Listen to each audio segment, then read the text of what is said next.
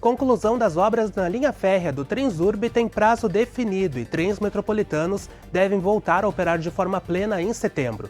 Justiça determina que ônibus de Porto Alegre vão ter passe livre para pessoas com deficiência de outras cidades. Se tá na novela, tá dentro de casa. Cena de pedido de pensão alimentícia vai ao ar e provoca explosão de pesquisa sobre o assunto em defensorias públicas. Você sabe como funciona o órgão jurídico? Estoques de sangue abaixo do necessário acendem alerta no Hemocentro do Estado. Vamos te mostrar como funciona o passo a passo que salva vidas. Cuidados na hora de se aquecer. Equipamentos para barrar o frio requerem atenção para evitar acidentes ou queimaduras. Tem muita coisa acontecendo na capital dos gaúchos. Confira tudo isso a partir de agora.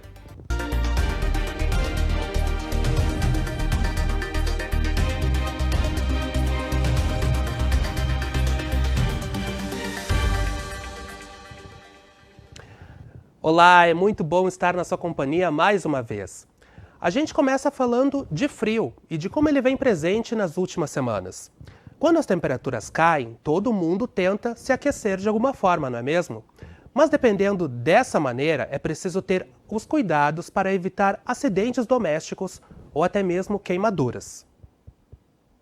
Oficialmente, o inverno começou no dia 21 de junho, mas os gaúchos já convivem com os dias frios há algumas semanas. Com isso, a procura por aquecedores de ambiente cresceu. E aqui no centro de Porto Alegre, alguns comerciantes já notam um aumento nas vendas desses produtos de aquecimento. Em algumas lojas, esse número representa de 20% a 30% das vendas totais que aconteceram no ano de 2024. Não tem como a gente aguentar só na cobertinha, né? Tem isso aí para tomar um banho. Então, com certeza, já aumentou bastante aí o fluxo de venda, né? O uso de aquecedores requer cuidados básicos para evitar acidentes domésticos. Conforme dados divulgados pelo Corpo de Bombeiros, no ano de 2024, foram 276 ocorrências desse tipo atendidas durante o inverno. Neste ano, os números já somam 36. O tenente Rafael Vieira faz um alerta sobre os cuidados necessários na utilização dos aparelhos. Tenho aquecedores a óleo, tenho aquecedores com resistência. O importante é sempre que eles estejam o óleo, porque vai gerar um pouco de monóxido de carbono se ele vazar. É que eu tenho um ambiente com uma fresta, né, com uma circulação de ar mínima, tá? Porque esse monóxido de carbono, ele é inodoro, eu não vejo, eu não sinto o cheiro dele no ambiente, tá? Então o que pode acontecer? Eu posso acabar me intoxicando por ele. E muitas vezes, em alguns casos mais graves, levaram à morte, tá?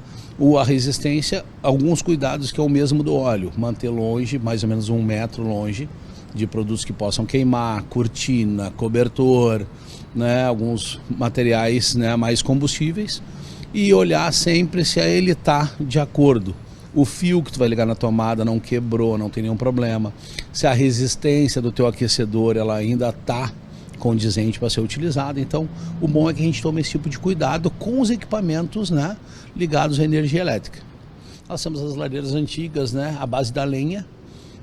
Qual é o problema dela? Que às vezes ela passa ali, terminou o inverno, eu deixo ela no meu cantinho parada, ela está ali, né, e depois no inverno eu quero utilizar. O ideal é que sempre que a gente faça uma verificação para ver se não tem fuligem, né, demais ali, né, na chaminé, que possa ter uma ignição e ter um incêndio na chaminé. O ideal é que eu tenha uma tela de proteção na frente, porque se saltar alguma brasa da lenha, ela esteja protegida com aquela tela, e também manter uma distância do sofá, de um tapete, né, porque se saltar a brasa, para que não tenha o início de um fogo ali. E antes de dormir, né, eu tenho que ter a certeza que aquele fogo foi realmente extinto. O tenente também chama atenção para o uso correto das lareiras ecológicas. Apesar da facilidade e praticidade, esse equipamento requer cuidados redobrados, reforça o oficial dos bombeiros. A lareira ecológica ela tem me dado acidentes que acabam causando lesões às pessoas, aos moradores, porque muitas vezes na hora do reabastecimento dela, que o bombeiro mais alerta é o quê? Que as pessoas que forem utilizar as lareiras ecológicas cuidem na hora do reabastecimento. E lembrem, elas têm que estar fria e o fogo realmente extinto. Por ser um álcool 70% ou um biodiesel ali, próprio para laleiro, ele tem uma queima de 100% dos gases. Então o fogo fica quase imperceptível muitas vezes. E aí o que acontece? O que as pessoas fazem? Elas não enxergam o fogo e querem recarregar com álcool. Quando ela joga o álcool ali, ocorre a combustão e muitas vezes as pessoas estão se queimando e sendo, né, levadas para o hospital e que muitas vezes pode falecer devido às lesões que causaram. Então ela tem que ter esse cuidado. Ela vem com uma tampa metálica, as ecológicas. O ideal é que a gente pegue aquela tampinha no final e vá empurrando ela devagarinho até ela tapar. A rede elétrica também precisa de atenção na hora de ligar os eletrodomésticos. O tenente adverte: não usar os famosos T's para ligar 2 equipamentos ao mesmo tempo. Principalmente equipamentos potentes, né? Porque a gente pode sobrecarregar a rede e acabar gerando um curto, né? Então, eu prefiro que vocês não usem T's, vocês usem os filtros de linha, que é a famosa régua. Por quê? Porque se tu comprar uma régua de qualidade, uma régua certificada pelo Inmetro, né? Ela vem com um fusível, que se ela sobrecarregar, aquele fusível queima e os equipamentos param de funcionar. Em caso de acidente ou princípio de incêndio, ligue imediatamente para o Corpo de Bombeiros no número 193. Pois é, tem que cuidar. E agora tem notícia boa para quem circula pela capital ou região metropolitana e depende do metrô. Os trens vão voltar a operar de forma plena ainda neste ano e não deve demorar muito para isso acontecer. A Transurb anunciou que as obras na linha férrea entre Porto Alegre e Canoas têm prazo para conclusão e vai ser em setembro. Atualmente, os passageiros que precisam fazer o trajeto entre a Estação Mercado, no centro de Porto Alegre, e a Matias Velho, em Canoas, enfrentam baldeação no período da noite, sendo transportados no itinerário em ônibus após as 20 horas durante a semana e nos sábados e domingos e feriados, das 5 da manhã às 11 da noite. O prazo foi confirmado pela própria Transurb e faz parte de um plano estratégico de recuperação de toda a infraestrutura ferroviária impactada pela enchente de maio de 2024. Ainda segundo a empresa, após a conclusão dos trabalhos, também será encerrado o contrato do serviço emergencial de ônibus gratuitos. 60% das obras já foram concluídas nos 12 quilômetros de reformas, além dos trilhos que foram feitas reformas de sinalização, energia elétrica de tração, casa de bombas e modernização das estações, tendo um custo total de 342 milhões de reais. Uma notícia muito boa, com certeza, aí para o pessoal que depende dos trens da região metropolitana para chegar até aqui a capital todos os dias e vice-versa, né, para quem mora fora da cidade. Bom, agora há pouco nós falamos sobre o frio, né, e de como a gente precisa ter cuidados com a questão dos aquecedores. A gente vai seguir falando das baixas temperaturas, porque a estação mais fria do ano começou, né, no último final de semana. Mas isso é uma mera formalidade, pois já tem um certo tempo que o inverno dava as caras com o frio que andava fazendo. E no inverno, além de ser frio, é a estação também mais chuvosa do ano aqui no Rio Grande do Sul. O que podemos esperar da estação que começou há poucos dias? Quem vai trazer todas essas respostas para a gente agora, ao vivo, é a repórter Vanessa Schmidt. Vanessa, boa tarde para você. Estou vendo que o dia está bem bonito por aí, já vou querer tocar num outro assunto aí desse cenário. Mas agora falando do clima, o que a gente pode esperar do inverno este ano? Boa tarde. Boa tarde, Gui. Boa tarde para todos que estão aqui nos acompanhando na TV Câmara. Que sabe aquela coisa de repórter que vai pro frio para falar que tá frio? É mais ou menos isso que eu tô fazendo hoje, porque tá bem frio. Ó, já botei meu casaco, né, o casacão, porque o vento tá bem gelado, principalmente aqui por perto da orla. Mas antes de trazer os dados, né, de como vai ser esse inverno, ó, já temos previsão de que vai fazer mais frio do que no ano passado, tá? Então a gente já tem esses dados. Mas para falar com base, né, eu estou aqui ao meu lado está o climatologista Anderson Ruhoff, que vai nos trazer mais detalhes do que esperar para esse inverno. Mas a primeira pergunta que eu vou te fazer é aquela mais importante para nós. Vai ter enchente de novo, Anderson? Bom, boa tarde, Vanessa. É um prazer estar aqui. E, bom, o inverno, né, especificamente, ele começou com muita chuva e muito frio, né? Então, desde a semana passada, os últimos 7, 10 dias, choveu muito mesmo, né? E a gente tem previsão de muita chuva para esse final de semana, né? Um volume bem elevado, concentrado, especialmente de sábado para domingo, e que pode, né, acarretar de uma certa maneira a elevação dos níveis aqui no Guaíba. Então, o Guaíba ele está bastante cheio, né? Então, tem uma preocupação muito grande, né? Que a próxima semana a gente tem algumas complicações relacionadas a esse evento de chuva agora do final de semana. A gente sabe, Anderson, que o Rio Grande do Sul ele é um estado, né, muito tomado pelos fenômenos aí, El Ninho, El Ninha, e a gente vai ter incidência de algum agora nos próximos dias, nesse inverno. Queria que tu explicasse isso pra gente. Bom, em relação ao El Ninho, né, esse é um momento de neutralidade, então a gente não tem nem El Ninho nem Laninha, né, então aquele cenário de El Ninho, vai chover mais, Laninha menos, né, ele não está em vigor, eu diria assim. Só que isso não significa que não vai chover ou vai chover mais, né? Na verdade, é um momento que a gente tem muita incerteza em relação ao que vai acontecer no inverno. Então, os modelos, né, de previsão do tempo, que operam numa escala sazonal e até, eu diria assim, semanal para mensal, eles indicam que esse sinal ele não é evidente, né? Então, assim, no final do inverno, a gente tende a ter volumes próximos da média, só que isso não significa exatamente que não possam ocorrer eventos. Então a gente está vendo agora, num cenário desses, né, de neutralidade, com volume muito elevado de precipitação, né? Então quer dizer que é mais difícil de dizer para os meses que estão se aproximando, né, de inverno, como é que vai ser esse cenário, mas a tendência é que teríamos algo próximo da média, né? Mas com esse cenário visível aí de cheia do Guaíba nas próximas semanas. Eu andei dando uma consultada também, alguns prognósticos, Anderson, e eu vi que, diferente do ano passado, esse ano a gente vai ter mais frio, o frio mais intenso. Isso é de fato uma verdade? A gente deve se agasalhar mais esse ano, porque eu lembro que ano passado não foi tão frio. E ainda bem, porque muita gente foi afetada pela enchente, imagina, tudo molhado e sem roupa de frio ainda, né? Sim. Mas esse ano o frio ele deve ser mais intenso mesmo? Se a gente olhar o inverno como um todo, né, lá no final dos 3 meses, as médias elas tendem a ser levemente superiores, né? Então os modelos estão lá pintados um pouquinho de vermelho, eu diria assim, então significa que a temperatura média ela tende a ser maior. Mas o que acontece, né? Isso não significa que a gente não vai ter frio, né? Então o inverno ele começou com bastante frio, a gente vai ter muito frio agora na próxima semana, né? Então as mínimas e as máximas vão estar abaixo da média histórica, tá?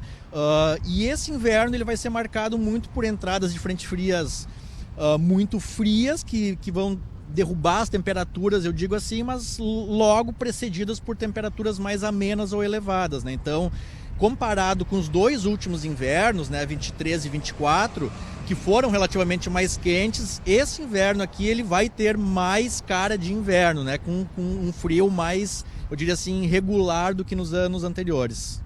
Inclusive, Gui, para aproveitar esse solzinho, eu vou convidar vocês para virem um dia no nosso intervalo de almoço para lagartear aqui no sol, pegar uma bergamota e aproveitar. Mas, Anderson, quero que tu deixe para a gente dicas de ouro para a gente poder aproveitar esse inverno, não sofrer tanto, porque a gente já percebeu que vai ser um inverno bem frio.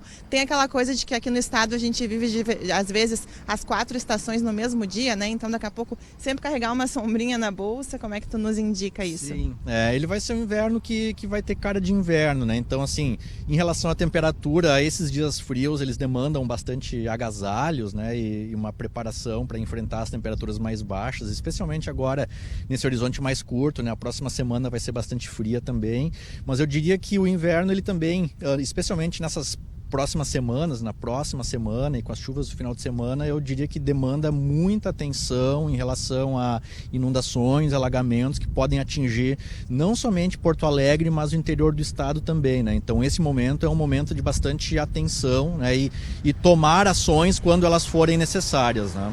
Anderson, antes de me despedir de ti, eu quero passar para o Gui também, para ver se ele tem mais alguma questão para te perguntar e para a gente falar sobre um outro assunto que vai ser bem importante a tua presença conosco aqui, pode ser? Claro. Bom, Vanessa, o que eu teria para perguntar para o Anderson? A gente mora aqui em Porto Alegre, mas o pessoal também gosta de pegar a serra para curtir um friozinho mais intenso. Já tivemos neve 2 vezes este ano, uma na serra e uma na região sul mais recentemente. Pode ter neve novamente esse ano ainda? E a pergunta para ti seria como é que tu observa o nível do Guaíba nesse momento? Tá certo. O Gui, o nosso apresentador lá no estúdio, acabou de perguntar sobre a neve. É uma coisa que a gente gosta, né, de ver e tudo mais. E a Serra tem tido episódios, no ano passado também. Esse ano a gente deve ter neve na Serra. Como é que deve ser essa situação do frio? Nós temos, né, assim, é difícil dizer especificamente, né, quando vai acontecer, né, mas assim, os próximos dias e o inverno ele vai ser marcado, né, por por baixas temperaturas, então assim é possível que tenhamos, né? É bem provável, eu diria que tenhamos ocorrência de geada. Nós já tivemos essa semana, né? Então as próximas também deve ocorrer, e eu diria assim que neve que eventualmente ocorre no Rio Grande do Sul, então a gente precisa de frio, né? Temperaturas muito baixas, umidade também, então existe essa possibilidade de termos neve novamente, né, na região sul do Brasil.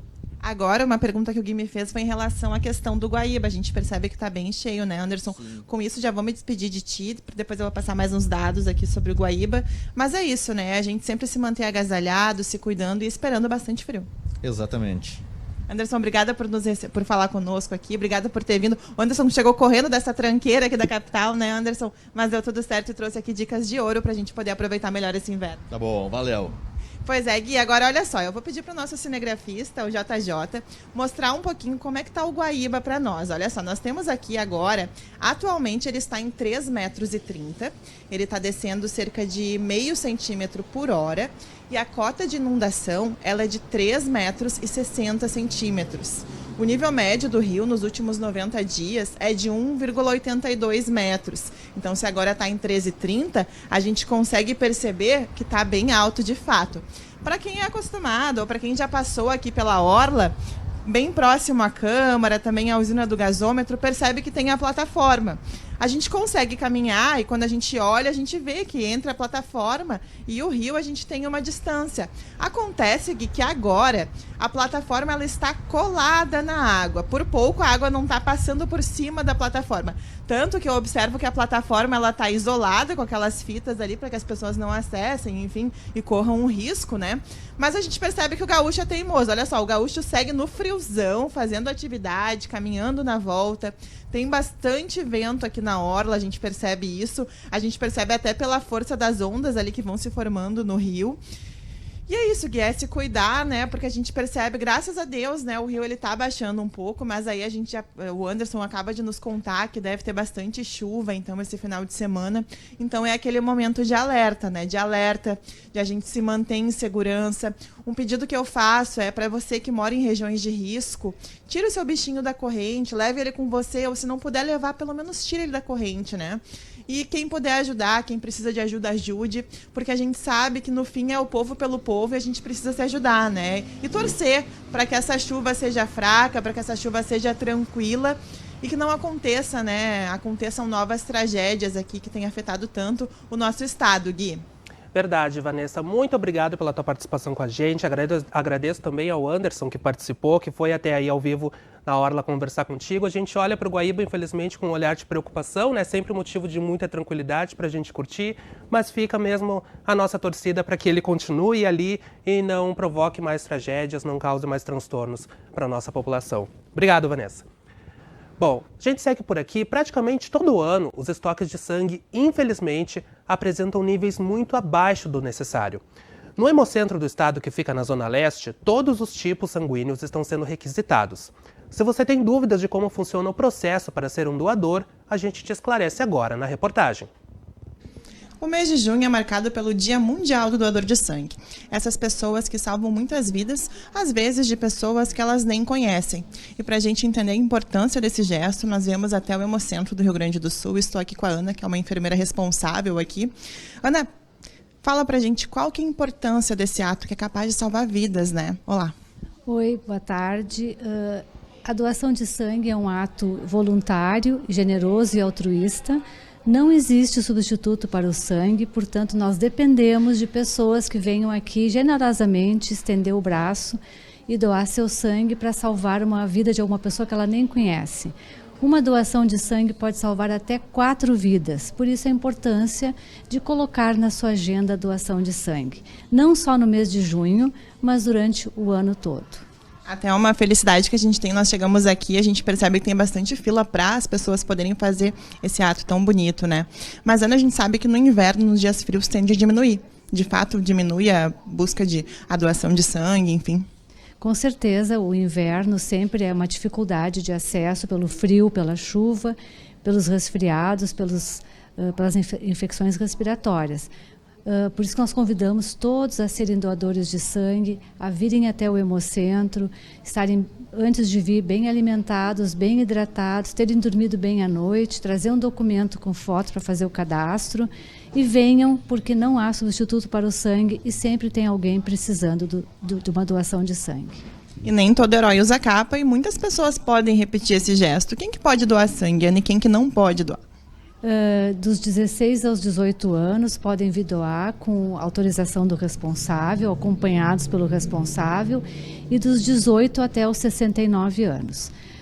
Podem vir doar quem tenha feito tatuagem há mais de 6 meses, quem tenha colocado piercing há mais de 6 meses, quem esteja bem alimentado, bem hidratado, que tenha dormido bem à noite e que passe por todas as entrevistas de triagem, que faça o cadastro, que tenha no mínimo 50 quilos, né? A gente verifica os sinais vitais quando a pessoa chega aqui e aí, se a pessoa estiver apta, ela estará ajudando 4 pessoas. Ana, e muita gente tem medo, né, da agulha, enfim.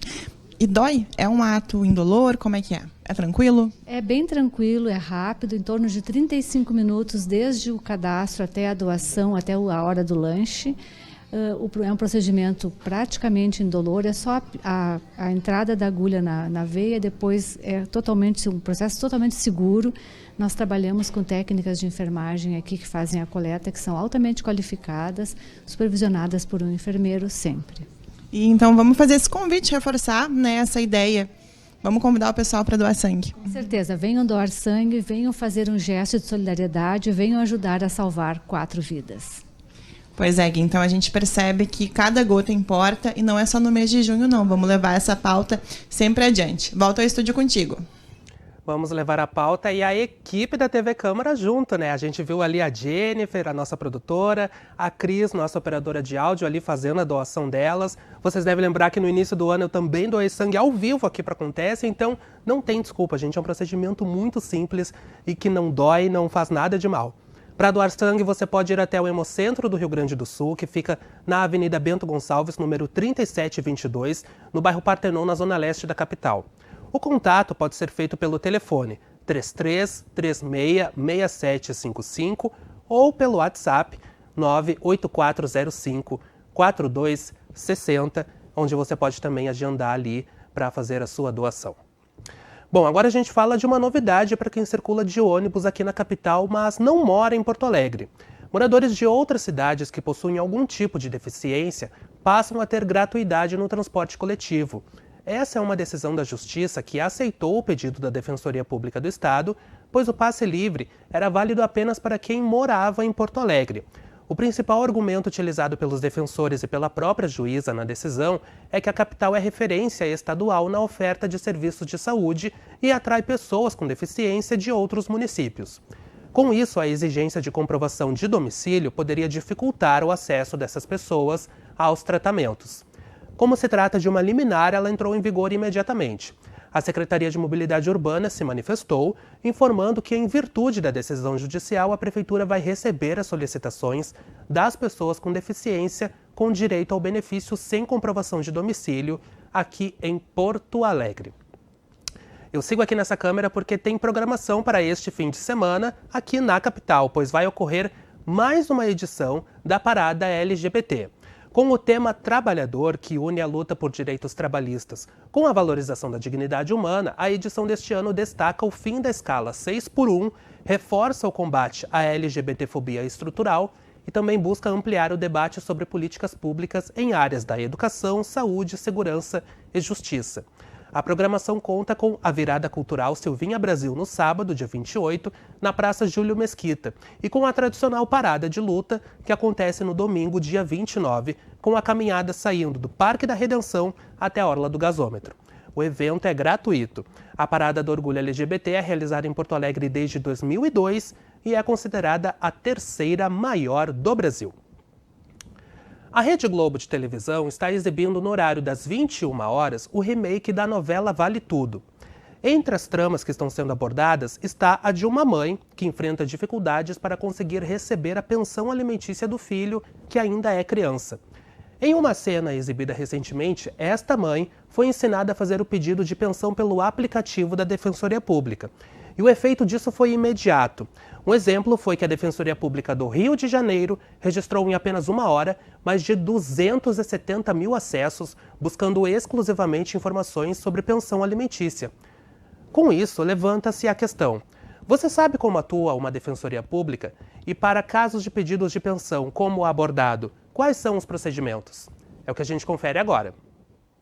Um dos principais conflitos que chegam à Justiça são os pedidos por pensão alimentícia. Para entender melhor como funcionam esses processos, nós viemos até a Defensoria Pública do Estado para conversar com a Defensora Pública Liliana Braga. Olá, defensora. Diversas pessoas recorrem ao Poder Judiciário para exigir pensão alimentícia, principalmente mulheres com crianças, filhos pequenos. Explica para a gente como é que acontece o andamento desses processos. Exatamente. A Defensoria Pública tem uma atuação muito relevante na área das famílias. Nós somos procurados para questões de divórcio, dissolução de união estável, regulamentação de guarda, convivência e muitos pedidos de alimentos. Como é que funciona, então? A gente tem uma prioridade dentro da Defensoria Pública pela resolução extrajudicial dos conflitos. Ou seja, aquela pessoa que busca a Defensoria Pública, né, aquela mãe ou aquele pai que reside com o filho menor de idade, ele vem até a Defensoria Pública, então a gente convida a outra parte para tentar, através de uma resolução extrajudicial, ou seja, um acordo feito na Defensoria Pública. Então a gente vai analisar ali aquela questão das possibilidades daquele pai ou daquela mãe que vai pagar a pensão alimentícia, as necessidades que aquela criança ou aquele adolescente necessitam, e aí a gente vai então fazer um acordo dentro da Defensoria Pública e depois a gente pede a homologação judicial. É assim que tem funcionado dentro da Defensoria Pública. Doutora, muitas pessoas acham que tem um percentual em lei definido aí para a pessoa que é condenada a pagar essa pensão, mas legalmente não existe nenhum percentual, é o juiz que define esse valor, né? Exato. Não existe, então, dentro da nossa legislação brasileira, uma percentagem do salário mínimo ou dos rendimentos desse pai ou dessa mãe que vai pagar a pensão. O que a nossa lei traz? Que é de acordo com as possibilidades daquele que vai pagar e das necessidades daquela criança ou daquele adolescente. Então, a gente vai perceber ali, esse pai que vai pagar a pensão, ele tem carteira assinada, ele tem vínculo de emprego, é uma porcentagem do que ele recebe. Se ele é um desempregado ou ele está fazendo um trabalho, por exemplo, autônomo, aí a gente faz uma porcentagem do salário mínimo. Então, o que a lei diz é isso, é um equilíbrio entre as possibilidades e as necessidades, mas não tem lá na lei 30%, 20%, às vezes é um mito que existe aí falando sobre essa questão de porcentagem, mas não existe. Em relação ao juiz, no caso, condenar um pai ou uma mãe a pagar a pensão, até que idade essa criança recebe? Tem alguns casos que mesmo após ela completar a maioridade civil, ela continua recebendo? Isso. A lei não traz ali uma idade máxima de pagamento de pensão alimentícia. Então, o que se entende hoje, a jurisprudência, né? Os juízes vêm entendendo que é de acordo com aquele jovem que está estudando, que já completou 18 anos, que ainda está necessitando do pai e da mãe para se manter, ele tem direito a receber pensão alimentícia. Então, não tem uma idade exata na nossa legislação. Então, aquele pai ou aquela mãe que pagam pensão alimentícia, e aí o filho tem a maioridade, se ele perceber que o filho não precisa mais de pensão alimentícia, ele tem que entrar com uma ação de exoneração de alimentos. E aqui na Defensoria, como a gente prioriza os acordos, a gente chama esse filho, chama esse pai, então, para tentar fazer uma composição aqui dentro da Defensoria Pública, e aí a gente leva para homologação judicial e aí sim a exoneração de alimentos. E quais pessoas, doutora, podem recorrer à Defensoria Pública? Normalmente são pessoas com uma renda mais baixa, que tipo de documentos são exigidos, como é que funciona o procedimento? Então, a Defensoria Pública, ela atua para as pessoas mais vulneráveis. E as pessoas mais vulneráveis nessa questão da família, a gente vai ver de acordo com a renda dessas pessoas. Então, a gente pode atender famílias que recebam até 3 salários mínimos. E o que a gente vai exigir para poder atender? A gente vai pedir, então, os documentos de renda, comprovante contra-cheque, né? Se a pessoa não tem contra-cheque, a carteira de trabalho, extratos bancários, para a gente ver se realmente está dentro daquele nosso critério de renda e a gente vai poder atender essas pessoas com uma grande vulnerabilidade. Certo. Qual o meio de contato, doutora? Quais os canais, os locais de atendimento que essas pessoas podem se dirigir? A Defensoria Pública, então, ela atende através do telefone 129. Esse telefone a pessoa pode ligar e dizer qual é a demanda que ela tem, se é uma questão de pensão alimentícia, divórcio, enfim, o que ela precisa. Ela passa ali para aquele telefone, a gente vai buscar, então, esse assistido para tentar fazer uma autocomposição. Ou a pessoa que não conseguir ligar, enfim, tiver dificuldades de telefone, ela pode ir até a Defensoria Pública na 7 de setembro, 666. E lá ela vai ser atendida, então, no balcão de atendimento. E que nem eu estou falando, a gente vai priorizar que essas famílias entrem no diálogo, né? Que é nosso objetivo maior hoje na Defensoria é que essas famílias consigam conversar e elas resolverem o que é melhor para a família delas. Não a gente só fazer um pedido para o judiciário. A gente pensar e conversar com essas famílias através de um acordo. Perfeito. Obrigado, doutora. Então, esta foi a doutora Liliana Braga, da Câmara de Família da Defensoria Pública do Estado do Rio Grande do Sul. Tá aí, informações muito importantes. A gente sabe que a Defensoria Pública é um órgão super sério, muito necessário para a população. Então, quem precisar, só fazer o contato ali com o pessoal ou ir presencialmente. Tudo que é bom, dura pouco. O Acontece de hoje vai ficando por aqui, mas antes de encerrar, eu quero mostrar para vocês uma coisa muito fofa que a gente vai ver aqui no telão agora. Esse, gente, é o Kaique, o filho do Guga, Gustavo Manique, nosso colega de estúdio, e da Bianca, noiva dele. O pequeno Kaique é o mais novo cidadão porto-alegrense. Ele nasceu no último domingo, aqui na Santa Casa da capital, pesando 3,2 kg e medindo 48 centímetros. Olha só que coisa mais fofa, gente, que a gente está acompanhando por aqui. Hoje, o Guga não está aqui com a gente, ele está em casa com a família, cuidando desse pimpolho. Mas a gente deixa aqui um baita abraço para ele, para a Bianca. A gente tem certeza que esse pequeno vai trazer muitas alegrias para ele e para toda a família, como a gente pode acompanhar aí. Que coisa mais linda, que coisa mais fofa aí para a gente encerrar. A gente às vezes traz notícias um pouco mais sérias do jornalismo, mas é bom a gente encerrar com um momento lindo desse, com uma imagem tão bacana. Muito obrigado pela sua companhia. Mais notícias do Legislativo você acompanha nos nossos telejornais, no site da Câmara Municipal, no nosso canal no YouTube. Você pode rever este e outros programas quantas vezes você quiser. Daqui 7 dias, às 2 da tarde, eu estou te esperando para o Sextou Nosso de cada semana. Tchau, tudo de bom!